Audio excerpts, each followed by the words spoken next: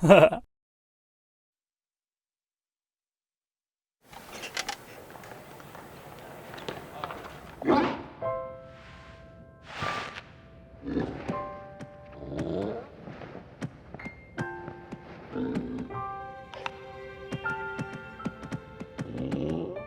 games could have been so beautiful, man. And isn't it crazy when you look back at Pokemon Sword and Shield, how good they actually look, comparatively speaking? Now, I don't usually care about graphics, especially when it comes to Pokemon, but bro, these games just hurt to look at. It's rough around edges. It's seriously, like, this isn't a joke. It actually runs at 15 frames per second, like, all the time. And this open world's draw distance, bro, it's completely counterproductive to what the whole value prop of this game style. I'm running through the fields at full speed, bro, and if I try to double back because I see some cool shit, it's gone. It's such a cool Pokemon game, bro, from start to finish. We got crazy little girls murdering these birds for fun, bro. Okay, yeah, the game runs at 15 frames, but I'll tell you what, they made a pretty damn good open world, you know? It's fun and it's addicting. That's all you need. And this story, bruh,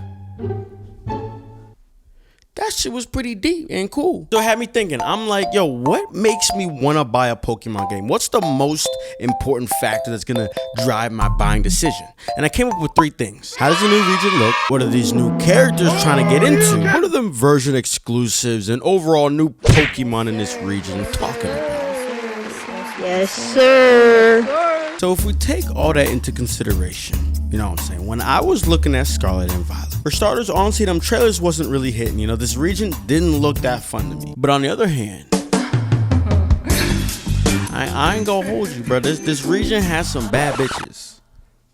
You know what I'm saying, man? I don't discriminate, listen. And on that 3rd reason, honestly, I was pretty interested in this region's Pokemon. It's not like that I liked them all, but I was okay with most of them. But we can't forget about my boys, bro, straight out of Mega Man Battle Network. Listen, when I see shit like this, it proves to me that Game Freak got some freaks in that office. Ooh, you suck. But at this point, bro, I'm making assumptions, right? Like, this is just what they want to show me. At the end of the day, Game Freak got about 13 days to make this game, so it's like if they breathe, they might miss a second of work, and next thing you know, the game's broke. It's time for the moment you've been waiting for. But you know who don't disappoint? Yes, sir. That's my boy for real, bro. Really think about this shit, bro. Bandai Namco sat on a spin-off visual novel for 4 years.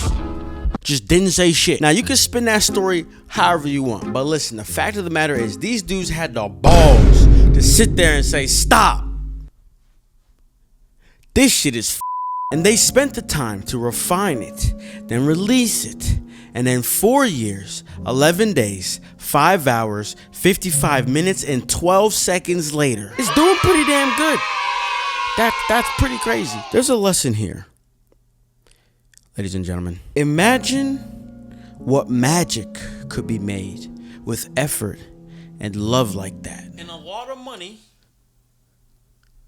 Greatness. There's various common features we see in well-budgeted video games that Pokemon simply refuses to implement for whatever reason. How you gonna have a gym leader going crazy on the mic, bruh? Spitting, bruh. And we just sitting there reading it. Please, you think you can step to my game? Fool, I got rhyme right there in my name.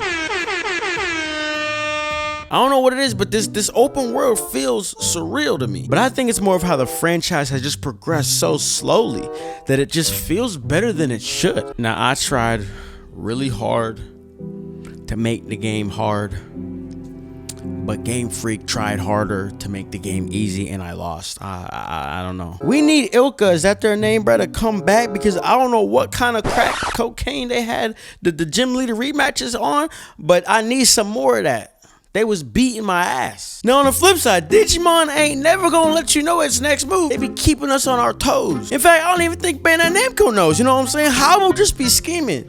I'm telling you, that's my guy. sir. I've never seen a franchise hop from so many different RPG subgenres and all of a sudden just be like, yo, here's a book. To the point where trying to play a Digimon game for the first time if you've never played them is like a prequel to the experience you're gonna have when you finally figure out which one to play. Both sides require research, and after that, you're probably gonna come out more confused. Word to Jaden Animations, but I'm gonna be honest, I said this shit too. Old school RPGs used to have a type of difficulty that we don't see today.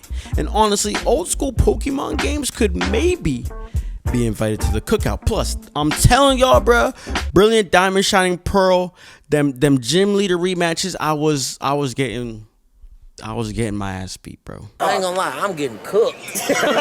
But what saves Pokemon is their consistent structure. Listen, I love me some innovation. Don't get me wrong. But there's this hidden side of Pokemon that's been able to gradually become more in the forefront, improving ever so slightly. And it's their consistency that allowed them to get to this point. We'll get into that in a second. But we're always complaining, we're getting annoyed that the games barely evolve. Yet, when you put Digimon into perspective, maybe that's the better route for mainline games when your franchise can be so versatile. Because at the end of the day, everybody's entitled to their own opinion. You can pick a favorite game out of the series of games. But with Pokemon's consistent structure, it's kind of like an objectively subjective conversation. One that with minimal explanations, you can sort of justify your opinion, and any reasonable human naturally understands, since the games really only vary on those 3 points I made earlier. The new region design, the new characters or stories, and what do those new Pokemon look like? Old Digimon game arguments are problematic because they all play so differently. But even before that, there's that invisible problem that I coined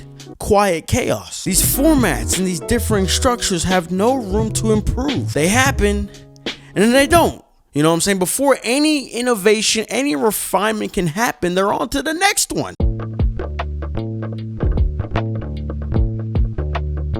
So I mentioned there's another side of Pokemon that's been evolving for quite a while now. Over multiple generations of the game, honestly, I feel like it picked up steam around X and Y. Both sides of the game have reached somewhat of a peak. Whether you're a PvE or a PvP fan, the multiplayer experience has gotten so refined, with the PvP or competitive side seeing the most adjustments. Now, I wasn't obsessed with this franchise until I got into competitive battling. I feel like it sparked a deeper interest in me. But for some reason, past games are so cumbersome to competitively battle in-game because of the hidden stats, the need to breed, and the struggle to get proper moves on your Pokemon. So the fact that it's progressed to this point where it's so easy in Pokemon Scarlet and Violet is just something I thought I'd never see. Even if you really don't want to competitively battle, the more single-player focused players still have a reason to try and maximize your Pokemon stats for the Terra raids. And I'm mainly enjoying how hard these raids are. They made all these refinements on the process of making a perfect Pokemon, and then they created something difficult to actually utilize these well-trained Pokemon in PvE and not just PvP. But there's still one big issue. These buffoons refuse to take away this 20-minute timer when you're trying to do 6v6 singles, bro. Stop this shit, Pokemon. I'm sick and tired of you. So it's either 3v3 or the VGC doubles, and I'm not trying to do no VGC, bro. Their incompetence is our expert. Alright, I ain't gonna hold you. Cyber Sleuth's PvP was a little cancery. I can't lie, man. But I'm telling y'all, it just needed refinement. And this comes back to their problem of not doubling down. They're kind of beginning to do it. I just need them to go harder, you know? We touched on the idea that Digimon is willing to wait it out if the product is not up to their standards. But it's situations like this that I hope Digimon can understand the value of longevity. I love PvP. And Digimon has an opportunity to dive deeper, and I see a lot of benefits in having something that can continuously bring people back. Bruh, I studied the meta, I made up some strategy, I got some tutorials, I got the receipts, bro. So I can tell you firsthand, we have something here. We just need them to recognize it and focus.